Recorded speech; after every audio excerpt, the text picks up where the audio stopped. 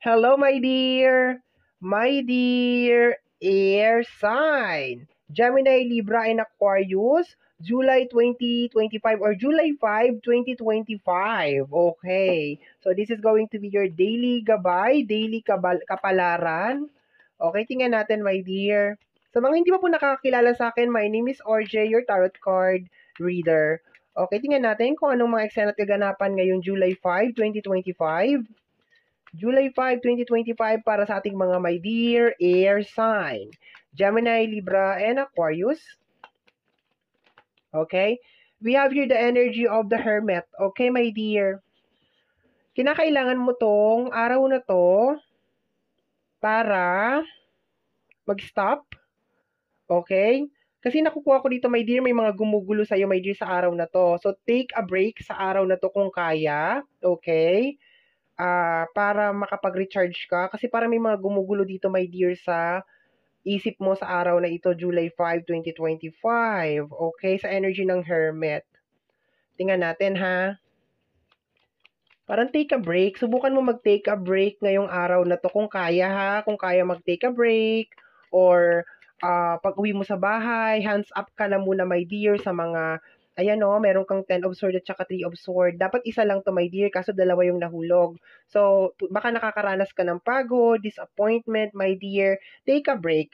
Ang nakukuha ko dito, my dear, is sa araw na to, July 5, 2025, is counter blessing. Okay? Parang counter blessing yung mga magaganda na na-achieve mo. Kasi parang may disappointment akong nakukuha dito, my dear, sa'yo. Parang meron kang ini-expect, my dear, na hindi siya nangyayari. Meron kang inaasahan, meron kang ini-expect tas hindi siya nangyayari. And you feel like giving up. So, my dear, baka energy lang to na parang burnout ka or napapagod ka or parang naglabas ka na masyadong maraming effort dun sa kung ano man yung bagay na yon, and you are hoping, my dear, na meron na siyang result sa mga oras na ito. Pero, take a break, my dear, sa araw na to. Talagang, kung hindi naman talaga kaya, yung parang, sige, pasok ka sa work, subukan mo matulog ng maaga, okay? Subukan mo matulog ng maaga, mag-play ka ng mga relaxing song, yung mga ganon. Ayan. Kasi parang nabe-burnout ka, my dear, sa araw na ito. Nabe-burnout ka, meron ka ditong 3 of Sword at saka 10 of Sword. You feel like giving up, my dear, na hopeless ka. Hindi maganda tong combination ng card na ito. Parang meron kang mga pagsisisi sa mga bagay na ginawa mo, okay, nitong mga past few days. Pero kung ano man yung ginawa mo, my dear, Gemini, Libra, and Aquarius, kung ano man yung ginawa mo, it's either sinasadya mo o hindi mo sinasadya, it's okay. Kasi tao ka, my dear, ha? You are born you are born, ibig sabihin pinanganak ka sa mundong to para magkamali at matuto sa iyong mga pagkakamali. So don't put too much pressure on yourself, my dear. And kung ano man yung nararamdaman mo ngayon na para kang nape-pressure or na hopeless or na disappoint or something, baka dala lang yan ng pagod, my dear. So, kinakailangan mo talagang mag-take a break, matulog ng maaga, magtimpla ka ng tea, di ba? Uminom ka ng tea, pigaan mo ng lemon, mag-play ka ng relaxing music in the background. Kung kaya mo magpa-spa, magpa-massage, mas makakatulong yun, my dear. Kasi para ma-relax yung mga muscle mo, tsaka yung mga tension, my dear. Pero kung hindi naman talaga kaya, magtimpla ka na lang ng tea, di ba? Umiwas ka muna sa coffee. Kung talaga masyado ka nagko-consume ng coffee, my dear, umiwas ka muna sa coffee ngayong araw na to. Kasi pwede ka naman mag-take, pero not too much, especially kung nakaka-take ka ng mga 3 coffees, mga ganyan a day. Iwasan mo, my dear, kasi lalong magti-trigger yun, my dear, ng ano mo, ng parang adrenaline something sa'yo, my dear. Lalo yung makakadagdag ng stress sa'yo or something. Pwede ka mag-coffee siguro sa morning, pero the rest of the day, try mo na wag na muna, mag-alternate ka muna ng tea, yung mga ganon, para hindi ka masyadong ma-pressure. Okay. So, let's go tayo, my dear. Take a break, my dear. Try to take a break. Okay? Total weekend naman na eh. Okay? Weekend. Pero yung iba may mga pasok pa rin ng weekend, no? So, weekend, linggo. Diba? Take a day off, my dear, ng linggo. Okay? We have here the Four of Cups. You feel like stuck, my dear. You feel like stuck. Actually, meron namang kasing option si Four of Cups na umalis ka dun sa situation na yon. Pero siguro, hindi lang siguro madaling i-process sa'yo, my dear, na parang umalis dun sa isang situation na hindi mo gusto. Yun ang nakukuha ko dito.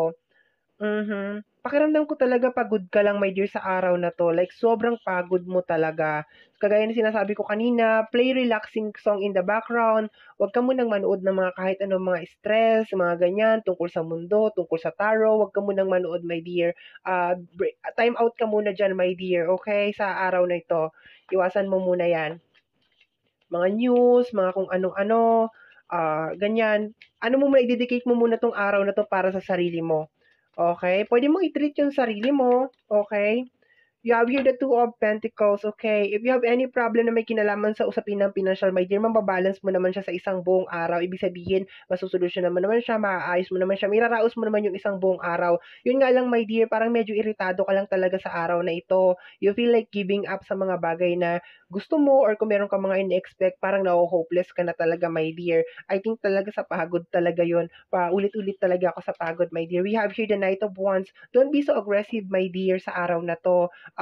Tomorrow is another day, hindi mo kayang matapos lahat sa isang buong araw. So i-priority mo rin, priority mo pa rin talaga, my dear air sign, Gemini, Libra, and Aquarius, ang iyong katawan, makapagpahinga ang iyong isip, okay? Kasi hindi mo kayang ma-accomplish, posible, my dear, na baka medyo ano ka talaga, yung parang sobrang tensyonado to the point na parang meron kang mga bagay na gusto mo matapos ngayong araw na 'to, talagang minamadali mo, inaapura mo yung mga bagay-bagay. My dear, i-priority mo talaga yung sarili mo. Puwede ka namang gumawa ng mga activities sa araw na 'to, my dear, pero make sure talaga na nakakapag-rest ka, gano'n. Kung meron kang mga break time, yung mga ganyan, gamitin mo yun para makalanghap ng sariwang hangin, or parang makatulog, makaidlip, yung mga ganun, my dear. If you have time, if you have break, my dear, gawin mo yun sa sarili mo, makakatulong yun, my dear, para hindi masyadong tensyonado tong araw na to, my dear, okay? Pero so far, okay naman, lalo na yung sa usapin ng pinansyal, mababalance mo naman yung mga problema na may kinalaman sa usapin ng pinansyal.